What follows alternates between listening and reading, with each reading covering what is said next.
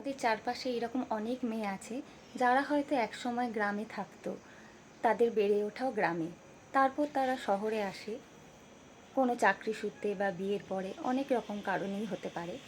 তো তাদের জীবনটা কীরকম পাল্টে যায় সেটা নিয়ে একটা ছোট্ট আমি কবিতা লিখেছিলাম। আজকে ভাবলাম তোমাদের সাথে সেটা শেয়ার করি। কবিতার নাম গ্রাম্য মেয়ে।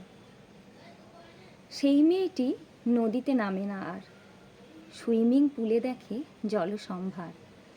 সেই মেয়েটি বাইরে গেলে মুগ্ধ হতো ভারী, অবাক হয়ে দেখে না সে আর আকাশ ছোঁয়া বাড়ি।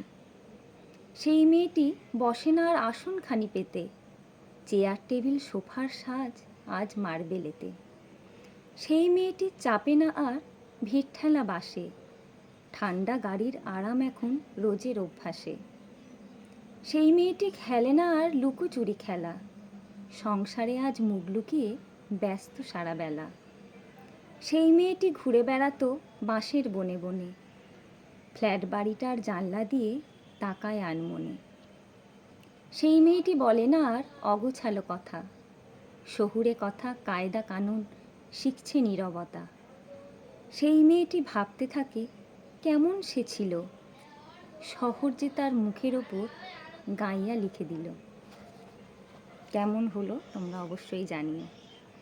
যদি তোমাদের ভালো লাগে তাহলে আমি আরও কিছু আমার লেখা কবিতা তোমাদের সাথে শেয়ার করব। Thank you.